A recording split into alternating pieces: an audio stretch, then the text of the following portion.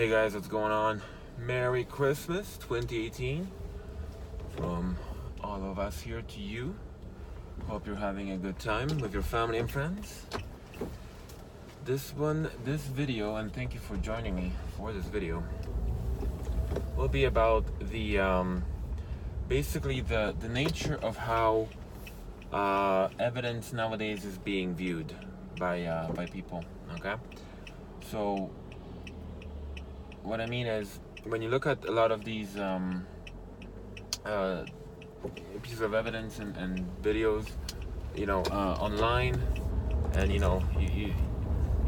there's a lot of like trolls and critics. Oh, this is BS. This is not what I would do. This is not what I would say, and all this. And there's a lot of dismissal out of hand of evidence that's sometimes quite compelling. And this is what I'm going to be talking about here. So, often by people that either have no clue what they're talking about, they've never really dabbled or even read a single long article about the topic that they're commenting on, or it's by people that have a very set opposite position or very strong position that's not even close to what the video is saying, and they are just they're just in emitting mode. They will not receive anything. They will only put out there. So receiving, no listening at all. Okay, so that's the kind of stuff I'm talking about. And when you look at a topic like missing 411, for example, where there's a lot of witness accounts and families that have said that, look, the autopsy from a different corner is yielding different results than the original one, and the investigators and the people in charge of the search effort are giving us stuff that's not adding up, and it's weird, and they're keeping some stuff from us. And when you start to get to those kinds of details, the skeptics and the people that are saying there's nothing to see here, move on, conveniently either avoid those details, or they group them into it's all flying birds that we still haven't cataloged and discovered. So all these people that are missing, it's all flying birds. Yep, that's case solved. Okay, can we move on now? And this is the kind of tactic that works in the mainstream, because the mainstream, the way it lives now, and it's awful, right? That's why I don't have cable and don't ever watch the news, because it's just a total waste of your time, right?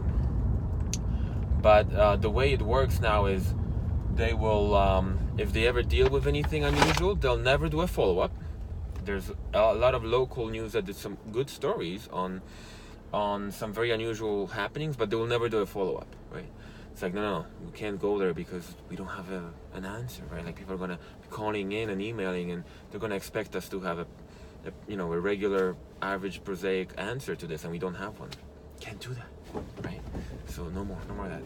Let's go back to the Federal Reserve and what they're doing, right? So there'll be a lot of that, and I think this is also why I'm even doing this kind of work, is there's naturally the niche of a market. I'm just going to talk general economics now.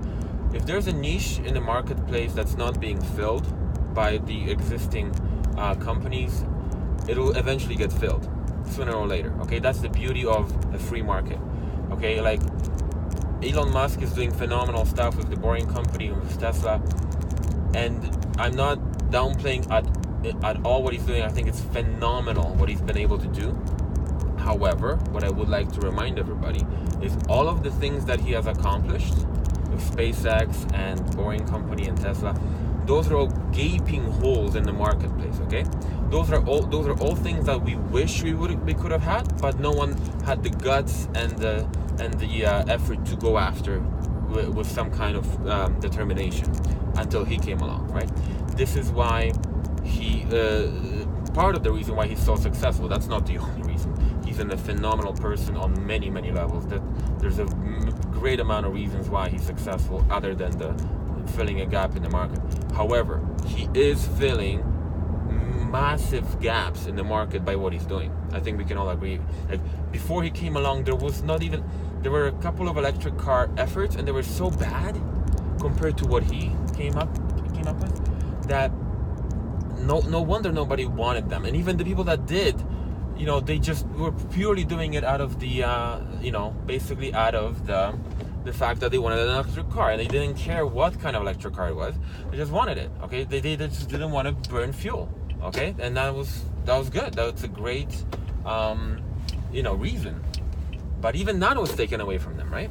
So that's the tangent. But the tangent, what hopefully it explains, is that the reason why there's huge, forums for missing 411 and channels devoted to it, and mysterious, fantastic mysterious channels on YouTube, like about mysteries, unsolved this, unsolved that, is because it's a gaping hole in the entertainment industry. No one wants to go there, or no one's allowed to go there by some, censored, some group that's responsible for censoring this kind of stuff. Like, for example, The 10th Planet by Zecharia Sitchin. Whether you agree with his translations or not, let's put that aside for a second. Just doing, or like his last book of Enki, just doing a movie or a screenplay on that would be phenomenal. Most people that wouldn't believe the literal account would still enjoy what's being said, right? Because it's so good. My God, right? Look at what the subject matter is and how awesome the story is, and you can involve the Epic of Gilgamesh in there, and you can make it a multi-part series and stuff. It's phenomenal, right? Like, wow, look at all this, like the pyramids and all this, and all the ancient sites, and like, wow, this is great, right? It's phenomenal. So I'm not saying it's the truth. I'm just saying it would make for a phenomenal movie or a movie series, right? Where is it? I mean, the stuff's been out there since the 70s, the material, right? Why isn't it converted into a movie? When we have so much crap out there that is converted into a movie, right? In comparison. So my point is, until there'll be these huge holes in the entertainment segment where they're simply not filled by the mainstream and the people that have the money to decide what they want to do for the next project. People like Scary Mysteries, for example, who's it's a great channel. If you haven't checked it out, check out Scary Mysteries on YouTube. One of the best channels for scary mysteries, right? Very well appropriately called.